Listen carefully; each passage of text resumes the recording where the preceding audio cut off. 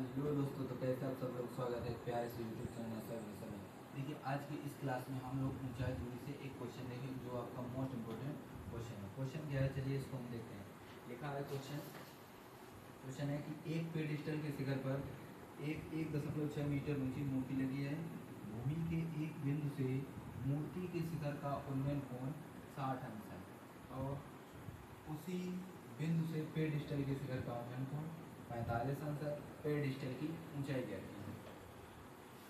देखिए, क्वेश्चन में दिया गया है कि एक पेडिस्टल के शिखर पर, मान लीजिए आपके पास एक पेडिस्टल है, ठीक।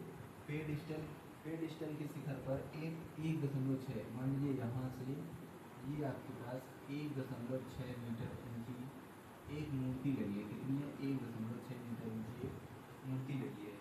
भूमि के एक बिंदु से मूर्ति के शिखर का उन्नयन, मतलब भूमि यहाँ है तो भूमि के एक बिंदु से मूर्ति के शिखर का उन्नयन कोण कितना है?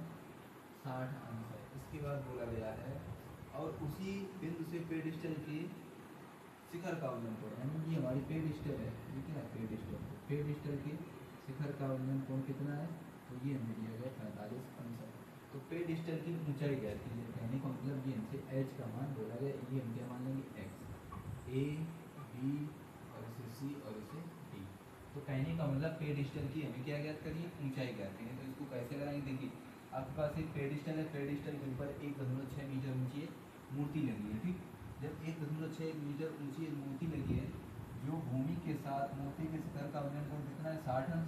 और उसी बिंदु से पेडिस्टल के शिखर का उन्नयन कोण कितना है? 45। तो इस क्वेश्चन को मुझे बनाना है। ये आपका यूपी बोर्ड एग्जामिनेशन जो अभी इस साल हुआ था 2025 में, उसमें ये क्वेश्चन पूछा गया। तो देखिए, इसको कैसे लगाएंगे। यहाँ पर क्या करेंगे, सबसे पहले लिखेंगे ए बी सी। क्या लिखेंगे? त्रिभुज ए बी सी में क्या लिखेंगे? tan थीटा क्या होता है? लंब बटे आधार। tan थीटा क्या होता है? लंब बटे में आधार। देखिए ए बी सी, तो ए बी सी इस त्रिभुज को मैंने लिया तो tan थीटा, इसमें थीटा कितना है? तो आपका है 45 और लंब हमारा क्या है? h और आधार क्या है? x। तो tan 45 का मान कितना होता है बताइए। तो tan 45 का मान होता है 1। कितना रखेंगे यहाँ पर? 1 और h बटे x गुणा करेंगे तो x बराबर h। इसका अगर गुणा करेंगे तो x बराबर h। समीकरण कौन सा हो जाएगा? 1। इसके बाद हम कौन सा त्रिभुज लेंगे? A B D. क्या लिखेंगे? त्रिभुज ए बी डी में जब हम त्रिभुज ए बी डी लेंगे, कौन सा? ए बी डी, तो हमारा देखिए tan थीटा बराबर क्या हो जाएगा? ये हो जाएगा लंब बटे में क्या होता है? आधार। लेकिन अब हमने त्रिभुज कौन सा लिया? A B D. देखिएगा ए बी और डी, ये बड़ा वाला त्रिभुज, तो इसमें एंगल कितना है? 60। तो कितना हो जाएगा? tan 60 और लंब हमारा क्या हो जाएगा? देखिए, हमने एंगल लिया 60, यानी ये, तो लंब हमारा पूरा हो जाएगा, यानी 1.6 प्लस h। तो लंब कितना होगा? 1.6 प्लस h और बटे में क्या आएगा? x। कहने का मतलब आधार दोनों त्रिभुज के लिए कैसा है? बराबर। अब यहाँ मान रखते हैं, तो tan 60 का मान √3 1.6 प्लस h बटे में x गुणा करेंगे तो x √3 बराबर 1.6 प्लस h और ये हो जाएगा समीकरण नंबर 2। ठीक, यहाँ पर क्या किया हमने? x से गुणा करेंगे, तो ये हुआ हमारा समीकरण नंबर 2। अब हमें ज्ञात करनी है पेडिस्टल की ऊंचाई। तो क्या करेंगे? x का मान कहाँ रखेंगे? समीकरण 2 में। क्या लिखेंगे? समीकरण 1 से x का मान समीकरण 2 में रखने पर, तो समीकरण 1 से हमने काय का मान निकाल लिया? x का।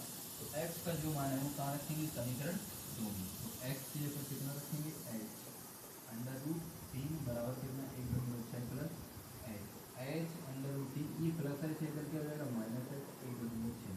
यहाँ पर h कॉमन कर लेंगे तो √3 माइनस 1 और बराबर में क्या आएगा? 1.6। क्या आपको इतनी बात समझ में आएगा? बताइए। यहाँ पर क्या किया? x की जगह हमने h का मान रख लिया, तो h √3 बराबर 1.6 प्लस h। ठीक, अब यहाँ से लिखिए h बराबर आएगा 1.6 और बटे में हमारा चला जाएगा √3 माइनस 1। यहाँ से हम क्या करेंगे? परमेकरण। तो क्या लिखेंगे? हर से परमेकरण करने पर, तो हम जब हर से परमेकरण करेंगे तो इसको इधर देखते हैं। देखिए क्या h बराबर 1.6 बटे में लिखा है √3 से गुणे √3 प्लस 1/√3 प्लस 1, तो h बराबर, ठीक। देखिए परिमेयकरण हमेशा किससे होता है, आपके विपरीत चिन्ह से होता है। कहने का मतलब यहाँ पर देखिए, यहाँ पर अगर माइनस है तो किससे होगा, प्लस से गुणा भाग होगा, ठीक। अगर यहाँ पर प्लस है तो माइनस से गुणा भाग होगा। इतनी बात आपको 9th क्लास में चैप्टर भी है आपका, जो पहला चैप्टर है वहाँ पर बताया परिमेय और परिमेय संख्याओं को किस प्रकार से निकालें। तो यहाँ पर हमने क्या किया है, परिमेयकरण किया, ठीक। अब परिमेयकरण में सिंपल आपको हल करना है, 1.6 और ब्रैकेट में आएगा √3 प्लस 1। यहाँ देखिए a minus B A plus B क्या होता है, a² और माइनस b²। यहाँ से क्या आएगा, 1×6, कोष्टक में आएगा √3 प्लस 1 और बटे में देखिए स्क्वायर से रूट कैंसिल हो जाएगा, तो यहाँ बचेगा 3 और माइनस 1 का वर्ग कितना होता है 1, तो 3 से 1 घटाएंगे कितना आएगा 2, और 2 से यदि हम काट दें तो 0.8, तो h बराबर कितना है 0.8, कोष्टक में √3 प्लस 1 और ये हो गया मीटर। तो यही हमारे क्या है, पेडिस्टल की ऊंचाई। तो हमसे क्या बोला गया था क्वेश्चन में कहा गया था कि पेडिस्टल की ऊंचाई क्या है। पेडिस्टल की ऊंचाई क्या है h, तो h का मान कितना है 0.8, कोष्टक में √3 प्लस 1, तो ये हमारा आंसर, ठीक। चलिए मिलते हैं नेक्स्ट।